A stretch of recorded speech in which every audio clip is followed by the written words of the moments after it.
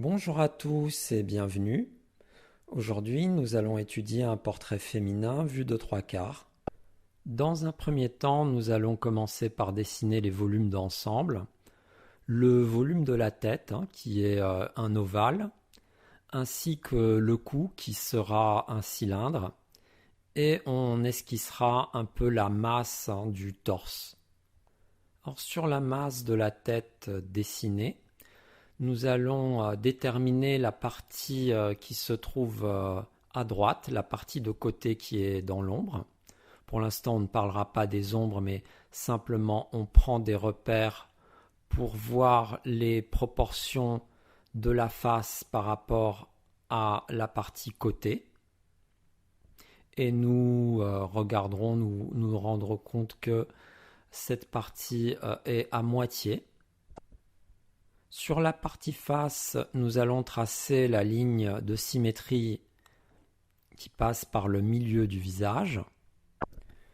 Une fois ces deux repères tracés, nous allons prendre la ligne des yeux, le niveau des yeux, qui, si on se trouve face à une personne qui a même niveau que nous, les yeux se trouvent au milieu de la tête.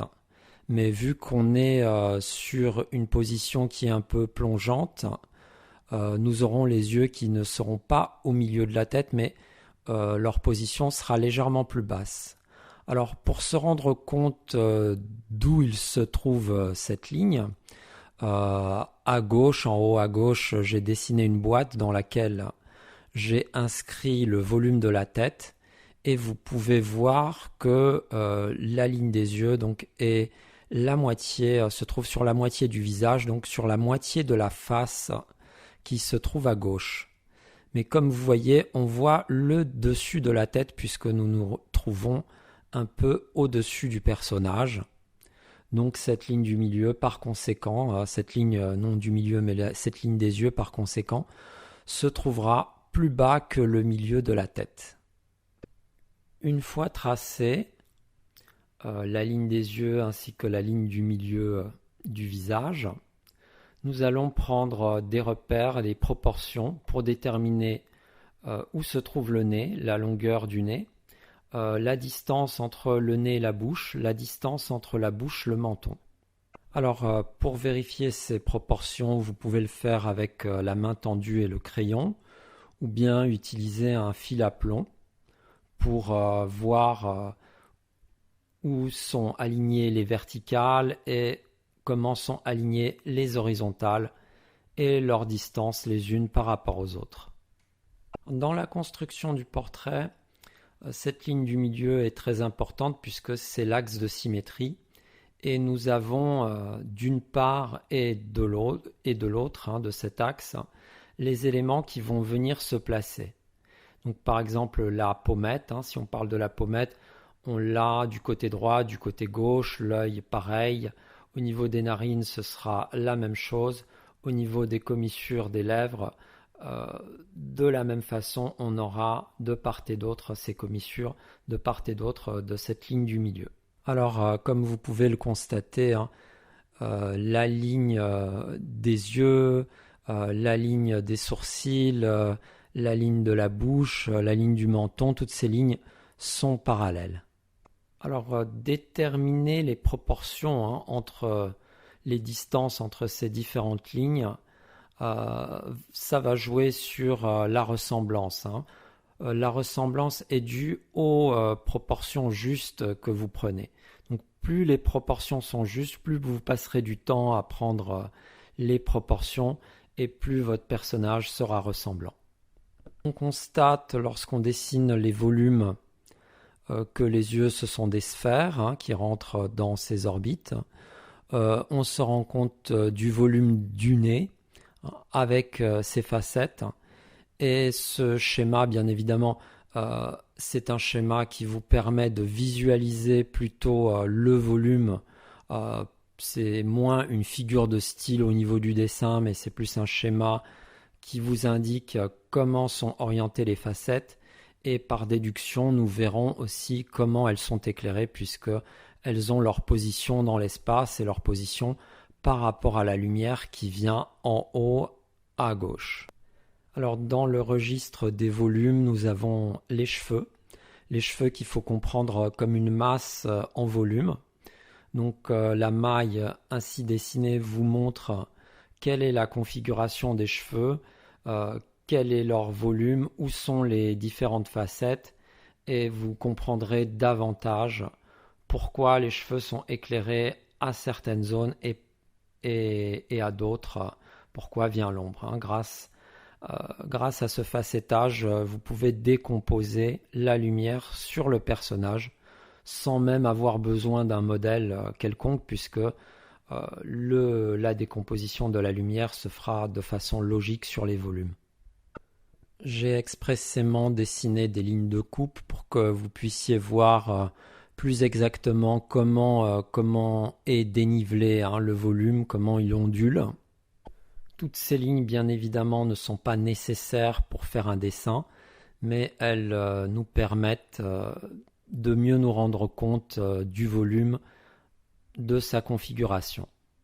Alors je fais aussi un zoom sur la configuration des yeux, comment ils sont constitués. Ce sont des sphères qui vont être recouvertes par des paupières.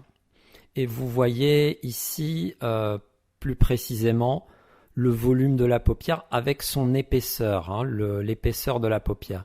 Et on verra par la suite, quand la lumière va se poser, que l'œil va se dessiner par l'ombre de l'épaisseur de la paupière supérieure.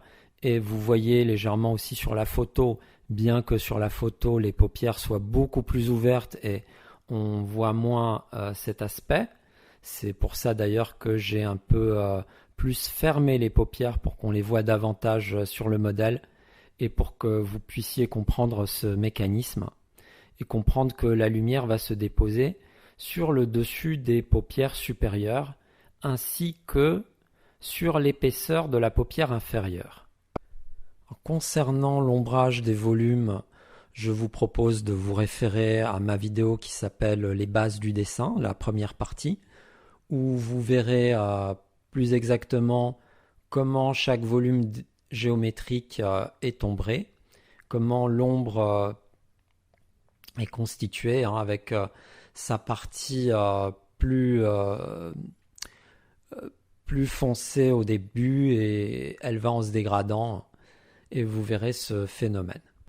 Comme indication pour les ombres, je vous propose, bien évidemment, les choses peuvent être narrées différemment, mais d'un point de vue classique et assez évident. Donc avec cette ombre à droite, on va construire un fond foncé qu'on va ombrer en même temps qu'on ombre la partie droite de la tête, des cheveux. Donc vous aurez un contraste bien que l'intensité tonale soit plus foncée. On aura très peu de contraste puisqu'on aura ombre des cheveux contre l'ombre du fond. Alors que du côté gauche, on va avoir un contraste qui va découper la tête, l'ombre du fond qui va venir révéler la lumière sur le visage. Et alors, au niveau de cette ombre, je vous propose de la faire légèrement moins intense que l'ombre que vous allez construire sur la pommette, sur la tempe, sur toute la partie droite de la tête du personnage, parce que justement cette partie-là est plus près de nous, donc en faisant l'accentuation sur ce contraste, vous allez dégager cette partie plus vers l'avant. Aussi, je vous conseille de faire des contrastes prononcés sur toutes les parties à narrer comme les yeux, le nez, la bouche, tout simplement parce que c'est quand même le point culminant, ce sont les points culminants de la tête. Donc ces yeux, ce nez, donc des contrastes dessus, ainsi que sur la pommette qui se trouve à droite. Alors pour l'ombre sur le cou, nous pouvons faire légèrement différent que sur le modèle photographique, avec cette ombre qui sera plus foncée sous le menton et qui va aller en se dégradant. Sur le modèle photographique, il y a dû y avoir peut-être un réflecteur ou une table blanche qui a réfléchi de la lumière sur le cou et en même temps qui a permis aussi de découper la mâchoire avec ce reflet dans l'ombre qui vient au niveau de la mâchoire et qui vient se découper du cou. Donc comme vous voyez, il y a plusieurs façons de narrer le sujet. Là, je vous donne tout simplement une version évidente, classique, la plus banale qui soit. Vous pouvez en choisir une autre et tester pour voir comment se révèle votre portrait. Avec ce schéma de base, vous avez tous les éléments nécessaires pour dessiner votre modèle. Alors, soit vous pouvez réaliser un dessin, donc vous allez l'ombrer, ou bien si vous décidez de faire une peinture, à ce moment-là, vous n'ombrez pas le dessin avec le crayon. Et concernant les lignes de construction, elles sont juste là pour vous aider à voir le volume. Donc, une fois que votre modèle est construit, enlevez les lignes dont vous n'avez pas besoin. Il n'est pas nécessaire d'en faire autant que j'en ai fait puisque c'est vraiment des lignes pour didactiques, pour avoir une meilleure visualisation, une maille du volume. Pour le choix des couleurs, si vous décidez de faire une peinture, référez-vous à des peintures que vous aimez.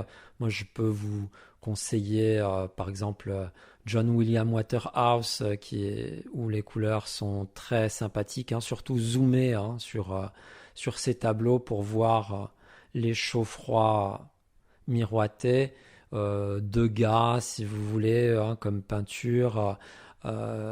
Dans ce qui est un peu plus exotique, on a Konstantin Korovine aussi, peintre russe de la première moitié du XXe siècle, qui a des couleurs magnifiques aussi dans ses portraits.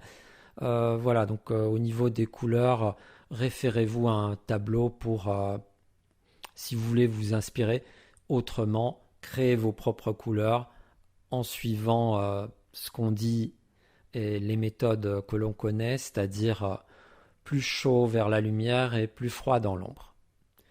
Sur ce, je vous souhaite une très très agréable création et je vous dis à très bientôt. Au revoir.